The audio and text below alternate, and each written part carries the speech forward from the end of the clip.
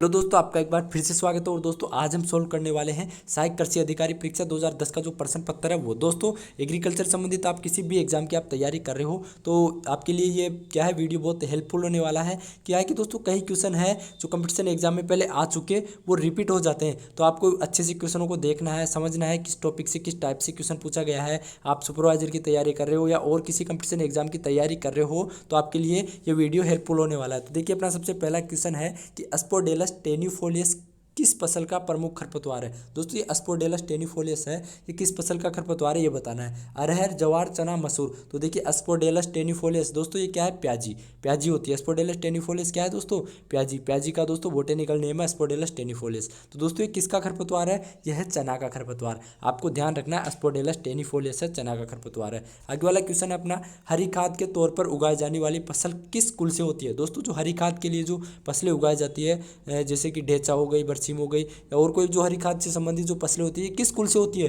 तो Leguminosae, Rosaceae, पेपिलिनियोसी, सोलेनियसी। तो दोस्तों ये लेग्यूमिनेसी कुल से होती है। जो हरी खाद के तौर पर जो फसलें उगाई जाती है वो लेग्यूमिनेसी कुल से होती है। आगे वाला क्वेश्चन अपना, बाग में पौधे लगाने की किस विधि से किसान अमरूद के अधिक से अधिक पौधे लगा सकता है। कौन सी विधि है जिससे किसान अमरूद के अधिक से अधिक पौधे लगा सकता है। देखिए ऑप्शन षटभुजाकार, आयताकार, कंटूर, वर्गाकार। तो दोस्तों इसका राइट आंसर क्या होगा, षटभुजाकार। षटभुजाकार होगा दोस्तों। षटभुजाकार में क्या होता है दोस्तों, एक षटभुज जैसी आकृति बनती है और इसमें क्या होता है दोस्तों, वर्गाकार विधि की अपेक्षा 15% अधिक पौधे लगाए जाते हैं। तो आपको ध्यान रखना है, यदि क्वेश्चन ऐसे पूछ ले कि वर्गाकार विधि की अपेक्षा 15% अधिक पौधे किस विधि में लगाए जाते हैं तो षटभुजाकार विधि में लगाए जाते हैं। और यदि दुगुने पूछ ले कि वर्गाकार विधि की अपेक्षा दुगुने पौधे किस पौधे में लगाए जाते हैं तो दोस्तों वो होती है आयताकार विधि। आयताकार विधि में दोस्तों जो वर्गाकार विधि है उसकी अपेक्षा दुगने पौधे लगाए जाते हैं। और कंटूर फार्मिंग दोस्तों कहाँ की जाती है, कंटूर फार्मिंग दोस्तों पहाड़ी क्षेत्रों में या उबड़ खाबड़ वाली जो जमीन होती है वहाँ के रेखांकन की उपयुक्त विधि दोस्तों कंटूर फार्मिंग है। तो इनको आपको अच्छे से याद रखना है। आगे वाला क्वेश्चन है, वायुमंडल में नाइट्रोजन, ऑक्सीजन और CO2 के साथ एक और मुख्य गैस पाई जाती है। तो दोस्तों वायुमंडल में नाइट्रोजन पाई जाती है, ऑक्सीजन पाई जाती है, CO2 पाई जाती है और क्या पाई जाती है, नियोन, ओजोन, जिनोन, ऑर्गन। तो दोस्तों ऑर्गन पाई जाती है 0.93%। कितनी, 0.93% दोस्तों क्या पाई जाती है, ऑर्गन। तो आपको यह ध्यान रखना। आगे वाला क्वेश्चन है, फाइलोडी और सफ़ेद गेरू क्रमशः किसकी महत्वपूर्ण बीमारी है। दोस्तों फाइलोडी रोग है ये और सफ़ेद रोली रोग है। दोस्तों ये किसके रोग है, फाइलोडी और सफ़ेद रोली रोग। तो दोस्तों देखिए फाइलोडी है, फाइलोडी रोग किसका है दोस्तों, फाइलोडी रोग है दोस्तों तिल का। किसका रोग है दोस्तों, फाइलोडी रोग। फाइलोडी रोग है तिल का। और सफ़ेद रोली रोग किसका है, सरसों का। तो आपको ध्यान रखना फाइलोडी रोग है माइक्रोप्लाज्मा जनित होने वाला रोग है जो किस में होता है, तिल में। यदि क्वेश्चन ऐसे पूछ ले कि माइक्रोप्लाज्मा जनित रोग है दोस्तों, माइक्रोप्लाज्मा जनित रोग कौन सा है, फाइलोडी रोग है जो किस में होता है, तिल में। और सरसों में दोस्तों जो सफ़ेद गेरू रोग है इसको क्या बोलते हैं दोस्तों, सफ़ेद रोली रोग भी बोलते हैं। तो दोस्तों ये किससे होता है, एलबुगो कैडिंडा नामक कवक से होता है और ये किसमें होता है, सरसों में। तो ध्यान रखना दोस्तों कि एलबुगो कैडिंडा नामक कवक से कौन सा रोग होता है दोस्तों, सरसों में सफ़ेद रोली रोग या सफ़ेद गेरू रोग होता है एलबुगो कैडिंडा नामक कवक से। आगे वाला क्वेश्चन है अपना कि निम्न में से कौन सा तत्व आवश्यक तो नहीं है, निम्न में से कौन सा तत्व आवश्यक तो नहीं है परंतु कुछ पौधों के लिए उपयोगी है। देखिए तांबा, लोहा, गंधक, सोडियम। तो दोस्तों कौन सा तत्व है जो आवश्यक नहीं है लेकिन कुछ पौधों के लिए उपयोगी होता है, तो दोस्तों वह है सोडियम।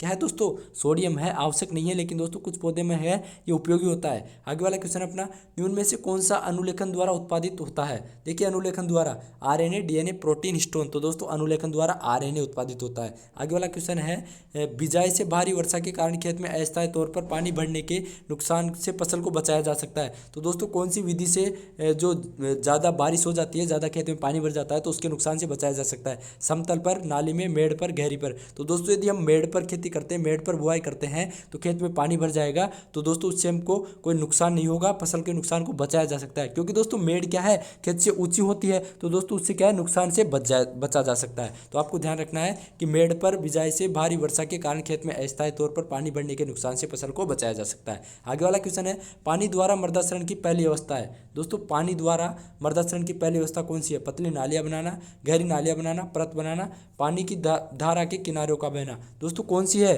पानी द्वारा मृदाशरण की जो पहली अवस्था वो कौन सी है दोस्तों, परत बहना। कौन सी है दोस्तों, परत बहना। यदि पानी भरेगा तो पानी ज़्यादा भर गया तो फिर वो क्या, परत के रूप में ही निकलेगा। तो पहली अवस्था क्या है, परत बहना।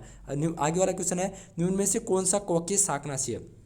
कवकीय शाकनाशी बताना है, लोडेक्स, पेरिगार्ड, एरोजिन, कोलेगो। तो दोस्तों कवकीय शाकनाशी कौन सा है, कोलेगो। कवकीय शाकनाशी कौन सा है दोस्तों, कोलेगो। आगे वाला क्वेश्चन है अपना दोस्तों, आगे वाला क्वेश्चन है अपना कि वायुमंडल। दोस्तों आगे वाला क्वेश्चन कौन सा है कि टिक्का रोग किस फसल का प्रमुख रोग है दोस्तों? टिक्का रोग। किसका होता है दोस्तों? टिक्का रोग। मूंग, उड़द, मूंगफली, लोबिया। तो देखिए टिक्का रोग मूंगफली में होता है। किसमें होता है दोस्तों? टिक्का रोग मूंगफली में होता है। और दोस्तों ये किससे होता है? सर्कोस्पोरा अरेचिडिकोला और सर्कोस्पोरा पर्सेनिटे दोस्तों जो कवक होती है उनसे दोस्तों मूंगफली में टिक्का रोग होता है। तो आपको ध्यान रखना, सर्कोस्पोरा अरेचिडिकोला और सर्कोस्पोरा पर्सोनेटा कवक होती है, उससे मूंगफली में टिक्का रोग होता है। किसमें होता है? टिक्का रोग मूंगफली में। आगे वाला क्वेश्चन है, वायुमंडल की सबसे नीचे वाली परत है। वायुमंडल की सबसे नीचे वाली परत कौन सी है दोस्तों?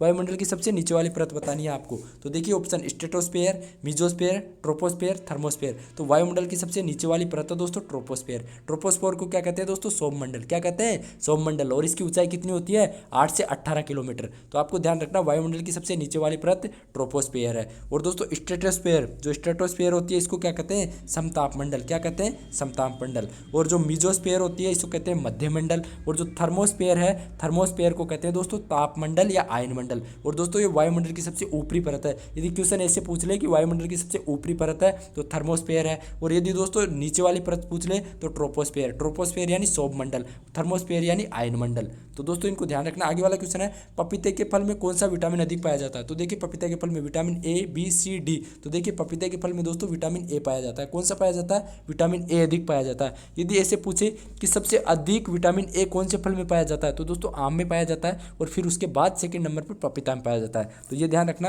कि पपीता में सबसे अधिक विटामिन ए पाया जाता है। आगे वाला क्वेश्चन है, धरती से ऊंचाई के साथ के आधार पर वायुमंडल को आमतौर पर 4 मुख्य परतों में बांटा गया है। दोस्तों ये किस आधार पर बांटा गया है ये बताना आपको। वायुमंडल दबाव में अंतर के आधार पर, वायु गति में अंतर, आर्द्रता में अंतर और तापमान में अंतर। तो दोस्तों धरती से ऊंचाई के आधार पर वायुमंडल को आमतौर पर 4 भागों में बांटा गया है। किसके आधार पर बांटा गया है दोस्तों? तापमान में अंतर। तापमान में अंतर के आधार पर, देखिए दोबारा देखिए, धरती से ऊंचाई के साथ तापमान में अंतर के आधार पर वायुमंडल को आमतौर पर 4 मुख्य परतों में बांटा गया है। 4 मुख्य परतों में बांटा गया है। किसके आधार पर? तापमान में अंतर है तो अंतर के आधार पर ही दोस्तों जो वायुमंडल को 4 परतों में बांटा गया है। आगे वाला क्वेश्चन अपना, ब्लैक आर्म और रेड रोट रोग किसमें होते हैं दोस्तों? ब्लैक आर्म और रेड रेट रोग। दोस्तों ये दोनों बताना है कि ब्लैक आर्म रोग और जो रेड रोट रोग होता है ये किन में होते हैं दोस्तों? ब्लैक आर्म और रेड रोट रोग। तो देखिए ब्लैक आर्म रोग दोस्तों किसमें होता है? कपास में। किसमें होता है दोस्तों? कपास में। और ये किससे होता है? कोलेट्रोट्राइकम फेलकोटेम नामक कवक से। किससे होता है? कोलेट्रोट्राइकम फेलकोटेम नामक कवक से होता है दोस्तों ब्लैक आर्म रोग। किसमें होता है? कपास में। तो आपको ध्यान रखना है कि ब्लैक आर्म रोग किसमें होता है? कपास में। किससे? कोलेट्रोट्राइकम फेलकोटेम नामक कवक से। और रेड रोट रोग नामक किसमें होता है दोस्तों? गन्ने में। किसमें होता है दोस्तों? रेड रोट रोग नामक गन्ने में होता है, जीवाणुजनित रोग है। ये भी ध्यान रखना कि रेड रोट रोग है वो जीवाणुजनित रोग है, गन्ने में होता है। और जो ब्लैक आर्म रोग है ये कपास में होता है। और किससे होता है? कोलेट्रोट्राइकम फेलकोटेम नामक कवक से। आगे वाला क्वेश्चन है, एक बार दबाव ऑप्शन डायनेज वर्ग सेमी के बराबर होता है। तो देखिए कितना होता है? 10 की पावर 9, 10 की पावर -6, 10 की पावर 6 और 10 की पावर 16। तो कितना होता है दोस्तों? एक बार दबाव 10 की पावर 6 डायनेज वर्ग सेमी के बराबर होता है। कितना दोस्तों? 10 की पावर 6 डायनेज वर्ग सेमी के बराबर होता है। कितना? एक बार दबाव कितने के बराबर होता है दोस्तों? 10 की पावर 6 डायनेज वर्ग सेमी के बराबर। कितना? 10 की पावर 6। आगे वाला क्वेश्चन है अपना, किस शाकनाशी के छिड़काव के कारण कपास के पत्ते मनुष्य के हाथों के पंजे की तरह हो जाते हैं? दोस्तों किसके छिड़काव से जो कपास के पत्ते हैं मनुष्य के हाथों की तरह हो जाते हैं? 2,4-D, आइसोप्रोटेरोन, पेंडिमिथालिन, पेराक्वाट। तो देखिए दोस्तों जो 2,4-D है, 2,4-D के दोस्तों छिड़काव से कपास में यदि अपन 2,4-D का छिड़काव कर देंगे तो पत्ते कैसे हो जाएंगे दोस्तों? पत्ते मनुष्य के जो हाथ है हाथों की तरह हो जाएंगे। तो दोस्तों कपास होती है उसमें 2,4-D का प्रयोग नहीं करते हैं, छिड़काव नहीं करते हैं। यदि छिड़काव कर देते हैं तो कपास के पत्ते हैं मनुष्य के जो हाथ है हाथों के पंजे की तरह हो जाते हैं। और दोस्तों 2,4-D का यदि पूरा नाम पूछ ले तो 2,4-D का नाम होता है दोस्तों 2,4-डाइक्लोरोफिनॉक्सी एसिटिक एसिड। क्या होता है दोस्तों? 2,4-डाइक्लोरोफिनॉक्सी एसिटिक एसिड। किसका नाम होता है ये? 2,4-D का। तो आपको ध्यान रखना है कपास में 2,4-D का प्रयोग नहीं करते। आगे वाला क्वेश्चन दोस्तों अपना आगे वाला क्वेश्चन है कि अधिकतर पौधे मिट्टी से नाइट्रोजन किस रूप में लेते हैं? तो आपको बताना है कि नाइट्रोजन पौधे किस रूप में लेते हैं? Nitrite, free nitrogen gas, nitrate, nitric acid. तो देखिए दोस्तों पौधे हैं, अधिकतर पौधे नाइट्रोजन को नाइट्रेट के रूप में लेते हैं। किस रूप में लेते हैं? नाइट्रेट के रूप में। आपको ध्यान रखना है कि अधिकतर पौधे नाइट्रोजन को नाइट्रेट के रूप में लेते हैं। और दोस्तों जो धान, गन्ना, जूट, आलू, क्या क्या दोस्तों? धान हो गया, गन्ना हो गया और जूट हो गया और आलू हो गया, ये पौधे दोस्तों नाइट्रोजन को अमोनिया के रूप में लेते हैं। किस रूप में? अमोनिया के रूप में। ये 4 पौधे हैं जो नाइट्रोजन को किस रूप में लेते हैं? अमोनिया के रूप में। कौन कौन से? धान, गन्ना, जूट, आलू, ये अमोनिया के रूप में लेते हैं। बाकी पौधे, अधिकतर पौधे हैं नाइट्रोजन को नाइट्रेट के रूप में लेते हैं। आगे वाला क्वेश्चन है दोस्तों अपना, हरी खाद के लिए आमतौर पर उगाया जाने वाला पौधा है। दोस्तों हरी खाद के लिए कौन सा पौधा उगाया जाता है? ढेंचा, गंवार, अरहर, मूंग। दोस्तों वैसे तो ढेंचा और गंवार इनका भी दोस्तों हरी खाद के दोस्तों ये दलहनी फसलें हैं और इन सभी को दोस्तों अपन हरी खाद के रूप में यूज कर सकते हैं। लेकिन दोस्तों मेनली कौन है दोस्तों इसमें से? ढेंचा होता है दोस्तों। ढेंचे को क्या बोलते हैं दोस्तों? सस्पेनिया रोस्टाटा दोस्तों इसका बोटेनिकल नेम होता है और ढेंचा होता है दोस्तों। इसको आमतौर पर हरी खाद के लिए मुख्यतः यूज लिया जाता है, तो आपको ध्यान रखना है ढेंचा है, हरी खाद के लिए यूज लिया जाता है। आगे वाला क्वेश्चन है, आंवले में कौन सा विटामिन अधिक पाया जाता है? देखिए आंवला होता है ABCD, तो देखिए आंवले में दोस्तों सर्वाधिक विटामिन सी पाया जाता है। कौन सा विटामिन पाया जाता है दोस्तों? आंवले में सी विटामिन पाया जाता है। तो आपको ध्यान रखना है, यदि ऐसे पूछ ले दोस्तों क्वेश्चन कि किसमें सर्वाधिक विटामिन सी अधिक पाया जाता है, विटामिन सी दोस्तों सबसे अधिक बात करें तो बारबेडेस चेरी में पाया जाता है और फिर दूसरे नंबर पे पाया जाता है आंवले में। अब देखिए यहाँ पे डायरेक्ट पूछ रहा है कि आंवले में कौन सा विटामिन अधिक पाया जाता है, तो आंवले में विटामिन सी अधिक पाया जाता है। कौन सा दोस्तों? Vitamin C. और वैसे विटामिन सी सबसे अधिक किसमें पाया जाता है दोस्तों? बारबेडेस चेरी में और दूसरे नंबर पे आंवले में। और दोस्तों डी की बात करें तो डी दोस्तों प्राकृतिक विटामिन है, जो दोस्तों किससे प्राप्त होता है दोस्तों? विटामिन डी दोस्तों ये प्राप्त होता है सूर्य की धूप से। और ए दोस्तों किस फल में पाया जाता है? ए आम में पाया जाता है। आगे वाला क्वेश्चन है दोस्तों अपना, एग्रोनॉमी शब्द किस भाषा से बना है? दोस्तों एग्रोनॉमी अंग्रेजी, रूसी, ग्रीक, लैटिन। तो देखिए एग्रोनॉमी है दोस्तों ग्रीक भाषा का शब्द है। किसका दोस्तों? ग्रीक भाषा का। आपको ध्यान रखना है दोस्तों कि जिसके पीछे कल्चर आ जाए वो तो लैटिन का है, जिसके पीछे कल्चर आ जाए, जिस शब्द के पीछे कल्चर आ जाए तो वो तो लैटिन भाषा का शब्द है, और जिसके पीछे दोस्तों नोमी या लॉजी आ जाए वो किसका है? ग्रीक भाषा का शब्द है। तो एग्रोनॉमी के पीछे क्या आ रहा है दोस्तों? नोमी। तो दोस्तों ये ग्रीक भाषा का शब्द है। आगे राष्ट्रीय सरसों अनुसंधान केंद्र कहाँ है? देखिए राष्ट्रीय सरसों अनुसंधान केंद्र कहाँ है दोस्तों? राष्ट्रीय सरसों अनुसंधान केंद्र है जयपुर, उदयपुर, बीकानेर, जबलपुर। दोस्तों यह है भरतपुर में। कहाँ दोस्तों? सेवर, भरतपुर में। आगे वाला क्वेश्चन अपना, मर्दा कले का जो मर्दा के जो कले कणों का व्यास होता है दोस्तों, कले कणों का व्यास कितना होता है? 0.002 मिलीमीटर से कम। कितना दोस्तों? 0.002 मिलीमीटर से कम। दोस्तों बहुत बार पूछा गया है, तो आपको ध्यान रखना है, जो कले मर्दा कणों होता है, जो मर्दा के कले कण उनका व्यास कितना होता है? 0.002 mm से कम। आगे वाला क्वेश्चन है, फार्म का प्रबंध जब सरकारी अफसरों द्वारा किया जाता है तो वो क्या कहलाता है? काश्तकार खेती फार्म, पूंजीगत फार्म, सामूहिक खेती फार्म, राजकीय खेती फार्म। तो दोस्तों क्या कहते हैं? फार्म का प्रबंधन जब सरकारी अफसरों द्वारा किया जाता है तो उसे राजकीय खेती फार्म कहते हैं। क्या कहते हैं? राजकीय खेती फार्म। आगे वाला क्वेश्चन अपना, किसी भी जगह के अल्टीट्यूड का अर्थ है उस जगह की औसत। दोस्तों क्या है उस जगह की औसत? अंतरराज्य बस अड्डे से ऊंचाई, नदी के तल से ऊंचाई, नहर तल से ऊंचाई, समुद्र तल से ऊंचाई। तो दोस्तों इसका राइट आंसर होगा समुद्र तल से ऊंचाई। यानी किसी भी जगह के अल्टीट्यूड का अर्थ है उस जगह की समुद्र तल से ऊंचाई। क्या दोस्तों? अल्टीट्यूड का अर्थ क्या है? उस जगह की समुद्र तल से ऊंचाई। आगे वाला क्वेश्चन है अपना दोस्तों, स्टेनोक्लोआ क्रसकोली और स्टेमस रुगोसम किस फसल के प्रमुख खरपतवार है? दोस्तों किसके प्रमुख खरपतवार है? देखिए क्या क्या, स्टेनोक्लोआ क्रसगाली और स्टेमस रुगोसम किसके खरपतवार है? ये दोस्तों गेहूं, बाजरा, मक्का, धान। तो दोस्तों ये धान के खरपतवार है।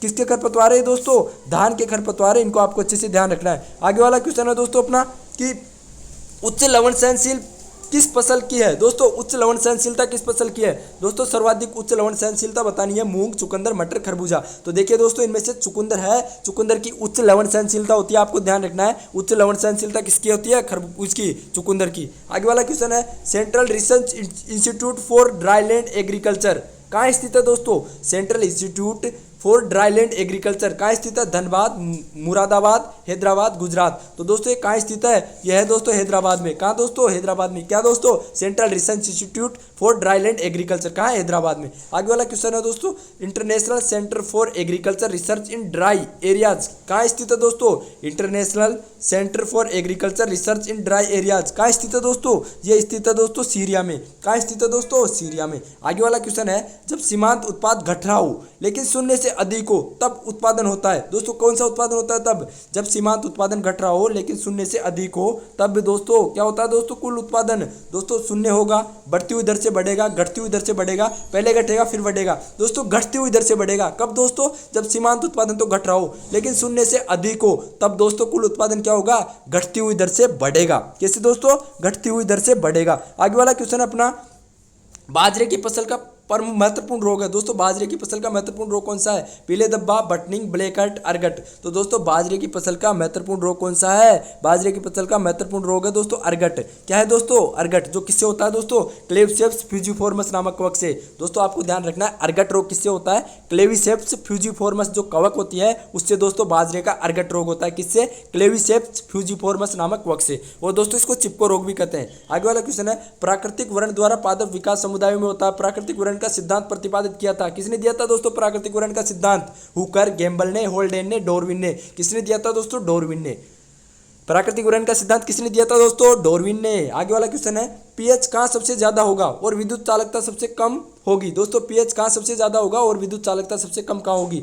मृदा पानी में 1:2 में, मृदा पानी में 1:3 में, मृदा अनुपात पानी 1:6 और मृदा अनुपात पानी 1:8। तो दोस्तों कहाँ होगा पीएच सबसे ज्यादा और विद्युत चालकता सबसे कम? दोस्तों ये होगा मृदा अनुपात पानी में 1:8 में। कहाँ दोस्तों? फोर्थ वाला से होगा दोस्तों मृदा अनुपात पानी 1:8 में। किसमें दोस्तों? 1:8 में। कहाँ होगा दोस्तों? पीएच सबसे ज्यादा होगा और विद्युत चालकता सबसे कम होगी। मृदा अनुपात पानी कैसे हो? 1:8 में हो। तो किसमें दोस्तों? 1:8 में हो। आगे वाला क्वेश्चन है दोस्तों अपना, प्रक्षेत्रीय व्यवसाय आय है। दोस्तों प्रक्षेत्रीय व्यवसाय आय क्या है? प्रक्षेत्र की शुद्ध आय, प्रक्षेत्र का व्यय, प्रक्षेत्र की पारिवारिक श्रम आय, प्रक्षेत्र की शुद्ध आय प्लस पारिवारिक श्रम की न दी गई मजदूरी प्लस सम पूंजी का ब्याज। तो दोस्तों इसका राइट आंसर क्या होगा? फोर्थ वाला, प्रक्षेत्र की शुद्ध आय प्लस पारिवारिक श्रम की न दी गई मजदूरी प्लस सम पूंजी का ब्याज। आगे वाला क्वेश्चन है दोस्तों अपना कि फास्फोरस को P2O5 में बदलने के लिए परिवर्तन गुणांक क्या है? दोस्तों जो फास्फोरस है उसको P2O5 में अपन को बदलना है तो इसका परिवर्तक गुणांक क्या होगा? दोस्तों P2O5 में बदलने के लिए परिवर्तक गुणांक क्या होगा दोस्तों? 2.29। दोस्तों 2.29 होगा दोस्तों इसका परिवर्तक गुणांक। तो आपको ध्यान रखना है फास्फोरस को P2O5 में बदलने के लिए परिवर्तक गुणांक क्या होगा? 2.29। आगे वाला क्वेश्चन अपना, राजस्थान कृषि विश्वविद्यालय बीकानेर और महाराणा प्रताप कृषि विश्वविद्यालय उदयपुर की स्थापना कब हुई थी? दोस्तों आपको बताना है कि राजस्थान कृषि विश्वविद्यालय बीकानेर और महाराणा प्रताप कृषि विश्वविद्यालय उदयपुर की स्थापना कब हुई थी? तो देखिए ऑप्शन 1972 से 1989, 1962 से 1999 और 1962 से 1969 और 1972 से 1999। तो दोस्तों इनकी स्थापना कब हुई थी? दोस्तों इनकी स्थापना हुई थी 1962 और 1999। यानी दोस्तों राजस्थान कृषि विश्वविद्यालय बीकानेर की स्थापना हुई थी 1962 में और महाराणा प्रताप कृषि विश्वविद्यालय उदयपुर की स्थापना हुई थी 1999।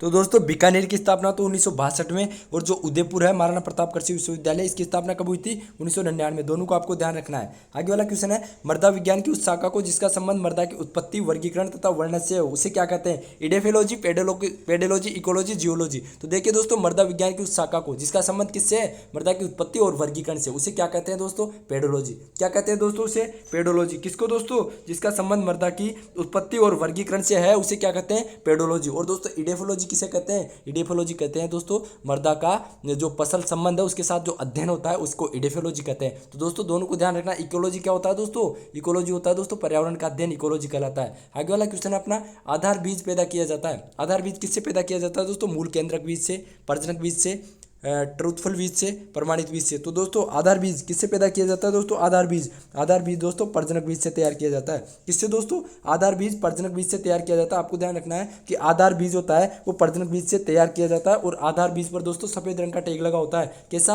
आधार बीज पर सफेद रंग का टैग लगा होता है और आधार बीज है प्रजनक बीज से तैयार किया जाता है। और दोस्तों प्रमाणित बीज है किसानों को लिए दोस्तों बुआई के लिए प्रमाणित बीज दिया जाता है जिस पर नीले रंग का टैग लगा होता है। कैसा? नीले रंग का टैग। आपको ध्यान रखना है कि किसानों को बुआई के लिए कौन सा बीज दिया जाता है? प्रमाणित बीज, जिसपे कैसा टैग लगा होता है? नीले रंग का। और आधार बीज पे सफेद रंग का टैग लगा हुआ होता है और आधार बीज से प्रजनक बीज से तैयार किया जाता है। आगे वाला क्वेश्चन है, फास्फोरस का सबसे प्रभावी प्रयोग किया जा सकता है। दोस्तों फास्फोरस का सबसे प्रभावी प्रयोग किया जा सकता है बुआई के समय भुरखाव द्वारा, बुआई के बाद टॉप ड्रेसिंग द्वारा, बुआई के समय कूड़ द्वारा और पत्तों पर छिड़काव द्वारा। तो दोस्तों कब किया जा सकता है दोस्तों? बुआई के समय कूड़ द्वारा। कब दोस्तों? बुआई के समय कूड़ द्वारा। किसका दोस्तों? फास्फोरस। तो ध्यान रखना फास्फोरस का सबसे अधिक प्रभावी प्रयोग किया जा सकता है कब? बुआई के समय कूड़ द्वारा। आगे वाला क्वेश्चन है, मेंडल ने अपने अनुसंधान कार्य के लिए किस पौधे का इस्तेमाल किया था? किसका? आलू, मटर, मसूर, उड़द। सबको पता होगा दोस्तों मटर का यूज किया था। किसका? मटर का यूज किया था, पायसम सेटाइवा। आगे वाला क्वेश्चन है अपना, निम्न में से कौन सा शाकनाशी सभी पौधे यानी फसल प्लस खरपतवार जो संपर्क में आते हैं उन्हें मार देता है? यानी ऐसा कौन सा है दोस्तों जो भी उसके संपर्क में आता है तो उसको सबको नष्ट कर देता है? तो देखिए आइसोप्रोट्यूरॉन, 2,4-D, पैराक्वाट, ब्यूटाक्लोर। तो दोस्तों क्या है पैराक्वाट, पैराक्वाट और डाइक्लोर दोस्तों ये क्या होते हैं कि जो भी इनके संपर्क में आते हैं सबको नष्ट कर देते हैं। तो आपको ध्यान रखना है दोस्तों, पैराक्वाट और डाइक्वाट है सबको खरपतल और खरपतवार दोनों को नष्ट कर देते हैं। आगे वाला क्वेश्चन है मर्दा शब्द की उत्पत्ति किस भाषा से हुई है। मर्दा शब्द की उत्पत्ति अरबी, ग्रीक, लैटिन, फ्रांसीसी। तो दोस्तों मर्दा शब्द की उत्पत्ति बतानी है। मर्दा शब्द की उत्पत्ति दोस्तों लैटिन भाषा से हुई है। किससे हुई है दोस्तों मर्दा शब्द की उत्पत्ति? मर्दा शब्द की उत्पत्ति हुई है लैटिन भाषा से। आपको ध्यान रखना है कि मर्दा शब्द की उत्पत्ति लैटिन भाषा से हुई है। खड़ी फसल के कटने से पूर्व ही उसी खेत में दूसरी फसल के बोने को क्या कहते हैं? मिश्रित क्रॉपिंग, इंटरक्रॉपिंग, रिले क्रॉपिंग, बहुफसल क्रॉपिंग। तो दोस्तों उसे कहते हैं रिले क्रॉपिंग। क्या कहते हैं दोस्तों उसे? Relay cropping. आगे वाला क्वेश्चन है गोबर की खाद में नाइट्रोजन, फास्फोरस और पोटास का प्रतिशत बताना है दोस्तों।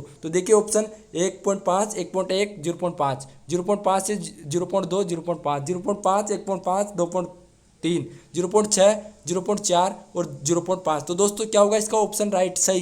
दोस्तों इसका सही होगा दोस्तों सेकंड वाला दोस्तों इसका राइट आंसर होगा। यानी 0.5% तो पाया जाता है दोस्तों नाइट्रोजन, 0.2% पाया जाता है फास्फोरस और 0.5% पाया जाता है पोटास। यानी एनपीके का अनुपात पूछ ले तो 0.5, 0.2, 0.5। दोस्तों इनको ध्यान रखना अच्छे से। आगे वाला क्वेश्चन है ऊसर भूमि सुधार में इस्तेमाल किया जाता है। ऊसर भूमि होती है उसके सुधार में क्या यूज किया जाता है? Calcium sulphate, calcium carbonate, potassium sulphate, sodium sulphate. तो दोस्तों ऊसर भूमि होती है, ऊसर भूमि के सुधार में क्या यूज किया जाता है? Calcium sulphate. क्या दोस्तों? Calcium sulphate. आगे वाला क्वेश्चन है अपना 70 के दशक में ब्यूटाक्लोर शाकनाशी किस नाम से धान की फसल में इस्तेमाल के लिए प्रसिद्ध हुआ था? मिल कलोर, मचेटी, डेल कलोर, मार्च चलोर। तो दोस्तों किसके रूप में प्रसिद्ध हुआ था 70 के दशक में? दोस्तों ये हुआ था मचेटी के रूप में। आगे वाला क्वेश्चन है दोस्तों अपना मूंग की फसल के बीज की किस राइजोबियम स्पीसीज का टीका बुआई से पहले लगाया जाता है? दोस्तों मूंग की फसल के किस बीज की राइजोबियम स्पीसीज का टीका बुआई से पहले लगाया जाता है? तो किसका लगाया जाता है दोस्तों बुआई से पहले किस स्पीसीज का टीका लगाया जाता है? तो दोस्तों ये किसका लगाया जाता है? राइजोबियम फेजुलाई। राइजोबियम फेजुलाई का टीका लगाया जाता है। किसमें यूज होता है दोस्तों? ये सेम में। और राइजोबियम ट्राइफोलाई बरसीम में यूज होता है। राइजोबियम जेपोनिकम सोयाबीन में होता है। और राइजोबियम लेग्यूमिनेसियम है दोस्तों, जो दलहनी फसलें होती है उनमें यूज होती है। कौन सी दोस्तों? ये राइजोबियम की स्पीसीज है। तो ये अलग अलग दोस्तों राइजोबियम जेपोनिकम सोयाबीन में यूज होती है, राइजोबियम लेग्यूमिनेसियम दलहनी फसलों में यूज होती है, और राइजोबियम ट्राइफोलाई बरसीम में यूज होती है, और राइजोबियम फेजियोली है सेम में यूज होती है। आगे वाला क्वेश्चन है पोटास की अधिकतम मात्रा वाला पोटास उर्वरक है। दोस्तों पोटास की अधिकतम मात्रा वाला पोटासिक उर्वरक कौन सा है? Potassium nitrate, muriate of potash, sulphate of potash, potassium ammonium nitrate. तो कौन सा है दोस्तों? Muriate of potash, MOP। कौन सा है दोस्तों? MOP। जिसमें दोस्तों पोटास कितना पाया जाता है दोस्तों? जिसमें पोटास पाया जाता है 58 से 60%। कितना दोस्तों? 58 से 60% पोटास पाया जाता है। किसमें दोस्तों? MOP में। म्यूरेट ऑफ पोटास में कितना पोटास पाया जाता है? 58 से 60%। आगे दोस्तों भारतीय कृषि अनुसंधान परिषद के प्रथम महानिदेशक थे। प्रथम महानिदेशक बताने दोस्तों भारतीय कृषि अनुसंधान परिषद के doctor MS Swaminathan, doctor MS Randhawa, doctor RS Randhawa, doctor BP पाल। तो कौन थे दोस्तों? डॉक्टर BP पाल। प्रथम दोस्तों प्रथम निदेशक कौन थे? डॉक्टर BP पाल। आगे वाला क्वेश्चन है दोस्तों किस सिंचाई विधि से जल प्रयोग क्षमता सर्वाधिक होती है? बाढ़ सिंचाई, बॉर्डर सिंचाई, फव्वारा सिंचाई, टपका सिंचाई। तो दोस्तों जल का प्रयोग सर्वाधिक होता है तो किसमें दोस्तों? टपका में। किस सिंचाई विधि से जल प्रयोग क्षमता सर्वाधिक होती है? टपका विधि में। किसमें दोस्तों? टपका विधि में। टपका विधि क्या दोस्तों? बूंद बूंद विधि। तो दोस्तों जो टपका विधि होती है उसमें जल का प्रयोग सर्वाधिक होता है। आपको ध्यान रखना है कि जल का प्रयोग सर्वाधिक किस विधि में होता है? टपका विधि में। कहाँ से आई है दोस्तों ये विधि? इजराइल से आई है। तो दोस्तों इतने ही करेंगे दोस्तों आज हम सोल्व। आगे जो बच गए वो क्वेश्चन दोस्तों अपन नेक्स्ट वीडियो में सोल्व करेंगे। इतना ही दोस्तों आज की वीडियो में। और ज़्यादा वीडियो के लिए आप प्लेलिस्ट चेक करिएगा, डिस्क्रिप्शन बॉक्स चेक करिएगा। जय हिंद, जय भारत दोस्तों।